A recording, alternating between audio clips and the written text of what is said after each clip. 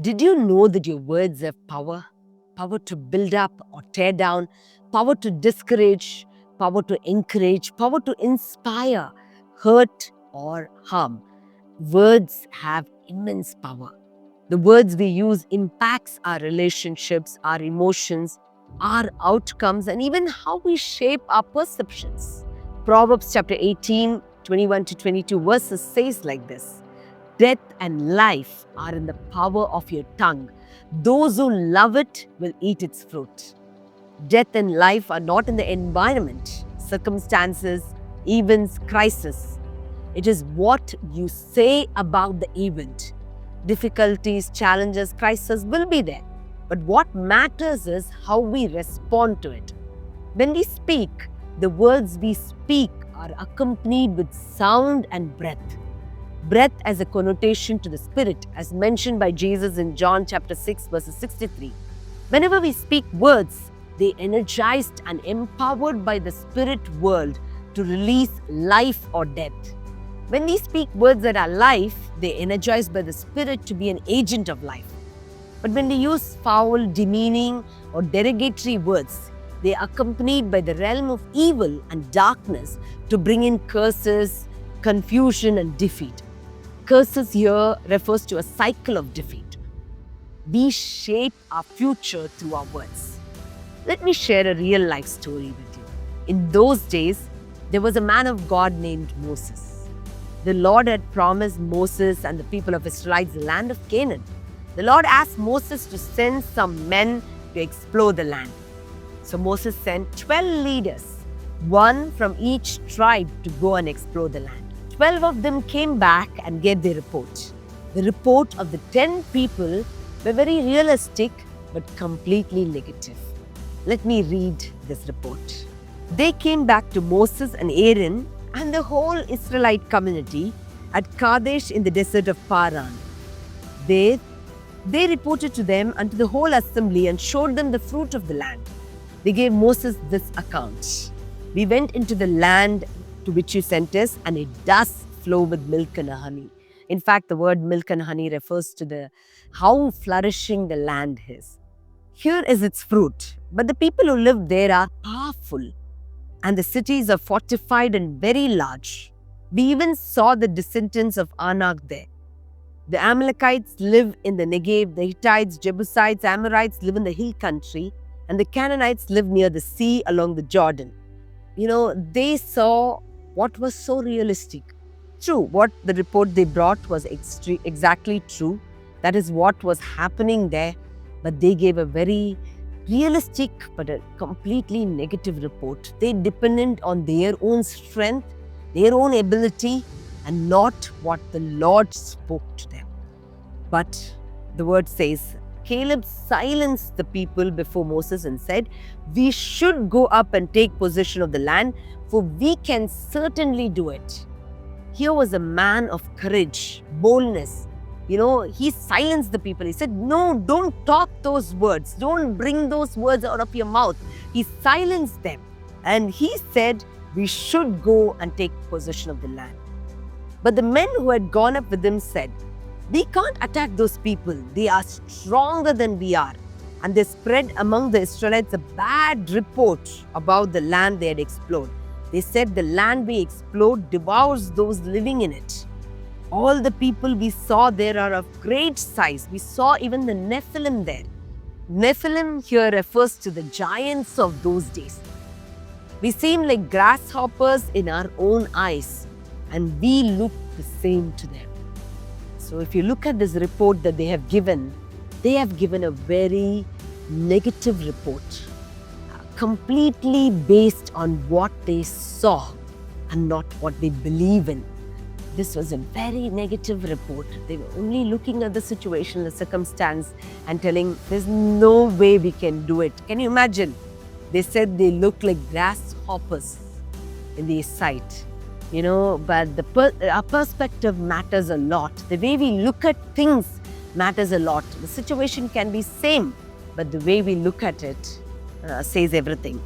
But you can see the report of Joshua and Caleb was entirely different. Can we read that? Joshua son of Nun and Caleb son of Jephunneh who were among those who had explored the land, tore their clothes and said to the entire Israelite assembly, tore their clothes. Those days represented more of, showing that frustration and saying, no, this is not how it is. The land we passed through and explored is exceedingly good. If the Lord is pleased with us, note here, where they refer to. Instead of referring to themselves or the situation, they're referring to what God can do. If the Lord is pleased with us, He will lead us into the land, a land flowing with milk and honey, and He will give it to us. Only do not rebel against the Lord, and do not be afraid of the people of the land, because we will devour them. There the Israelites said, the land will devour us. And here Caleb says, we will devour them. Their protection is gone, but the Lord is with us. Do not be afraid of them. Wow, what a contradicting report, but what a positive and a report that is completely dependent on the Lord, not more on their strength. Yeah, they believed in their strength, but strength that is rooted in God's strength. And that is what made the difference. They were able to say, we will devour them.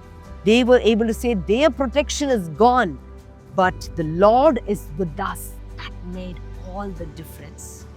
Friends, I want to tell you, no matter what is going on in your life, what you speak into the situation will matter a lot. You might be going through a loss. You might be going through debt. You might be going through a broken marriage.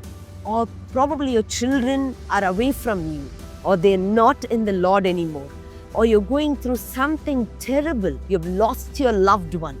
No matter what you're going through, don't allow the enemy and don't allow your words to speak into your life, but let it be the words of the Lord, because the Lord says, I am always with you.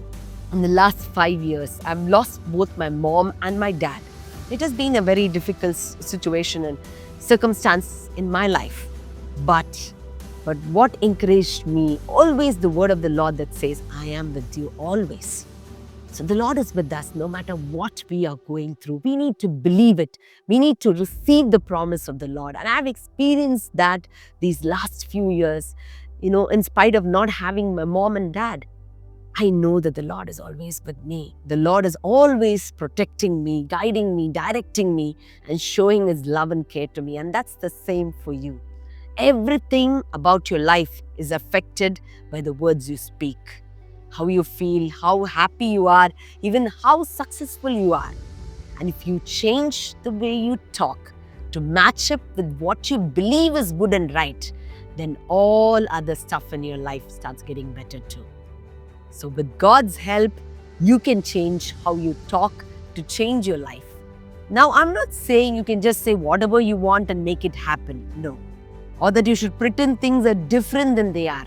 What I'm talking about is choosing to say what God's word says about your situation instead of letting your circumstances or feeling call the shots. When you speak God's words, you're agreeing with Him, and that helps you walk closer with Him and experience His promises in your life. So practically, how do you speak life? Firstly, speak God's words. This is like aligning yourself with what God says is true. This is having faith in His word and promises. And you are going to proclaim His promises and words to build faith and speak life into your situation. Secondly, talk to your challenges. You can speak to your mountains. That's like talking to the tough stuff in life. There is a beautiful song by Toby Mac. It says, speak life to the deadest, darkest night. Watch them come alive as you speak hope. I want to encourage you, no matter what your mountain is, can you speak hope? Can you speak faith? Can you speak life into it? Thirdly, choose to speak positive, encouraging words. Avoid negative words. There is a story about how they chopped down giant trees in the Solomon Islands.